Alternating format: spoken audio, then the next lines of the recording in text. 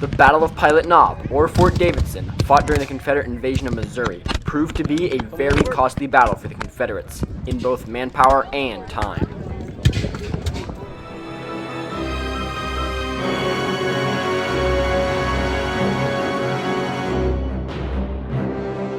After the Battle of Pea Ridge, Arkansas in March of 1862, the Confederate armies were unable to have much of a presence in Missouri again. That is, until, in September 1864, General Sterling Price decided to lead a Confederate army of about 10,000 men on an invasion of Missouri, in the hope of recruiting volunteers and diverting Union troops from other areas of operation. Partway through the campaign, Price decided to take Fort Davidson, a key Union-held fort outside the city of Pilot Knob, Missouri. Price hoped to quickly force the fort to surrender, take hold of the weapons within, which his army desperately needed, and continue on to St. Louis. Meanwhile, Fort Davidson was being reinforced by Union units from all over the state, and General Thomas Ewing eventually arrives to take command. On September 26th, the Union forces around Fort Davidson number around 1,500 men. That same day, the Confederate force enters the Arcadia Valley and made for the city of Ironton, a few miles south of Pilot Knob. The Confederate lead elements run into an advanced Union line around Ironton. A fight then breaks out for the next several hours.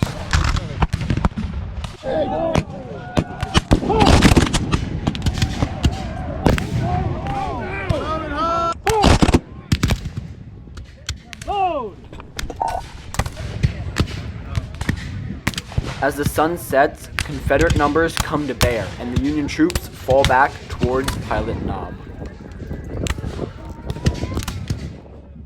The next morning, September 27th, the Confederates, now at their full strength, attack the Union detachment.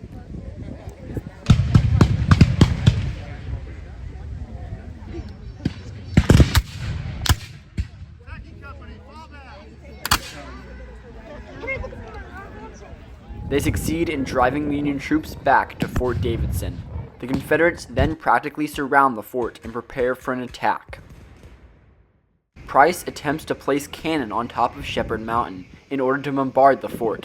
However, this endeavor fails, for only 2 guns make it up, and they are ineffective against Fort Davidson.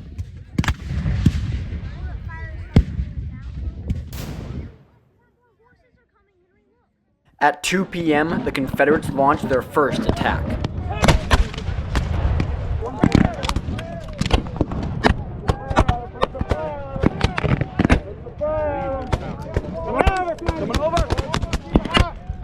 However, it is quickly driven back.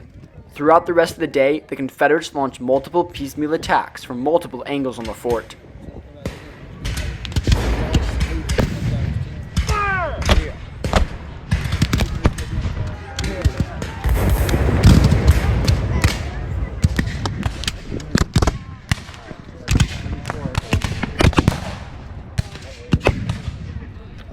Nope.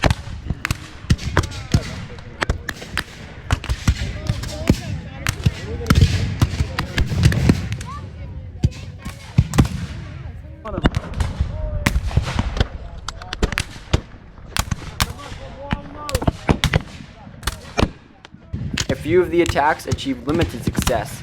However, none of them are able to get beyond the fort's moat, where Union soldiers throw Ketchum grenades and artillery shells down on the rebel troops.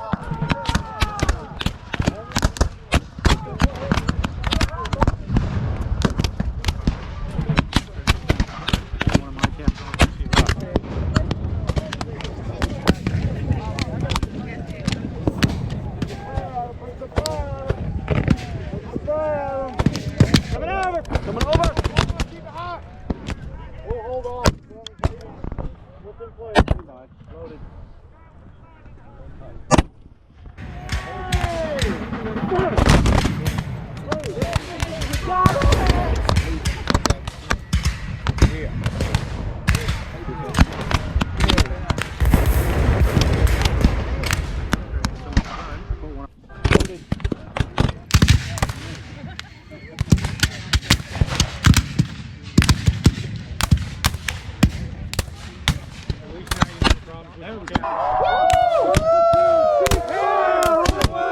The fighting concludes upon nightfall, with the Union still in control of the fort. Price plans to renew the Confederate attacks the next morning. However, that night, General Ewing pulls his troops out of Fort Davidson, blowing the powder magazine behind him. The Union column sneaks through the Confederate encirclement and marches west. The next day, September 28th, the Confederates, upon finding the fort empty, begin a pursuit. However, they soon break off and the Confederates reunite about 35 miles from St. Louis. But by now, St. Louis has been heavily reinforced, and Price doubts that he will be able to take the city. And so, the Confederates move towards Jefferson City. After additional disheartening engagements, the rebels end up retreating back into Arkansas on October 30th, concluding the final Confederate invasion of Missouri.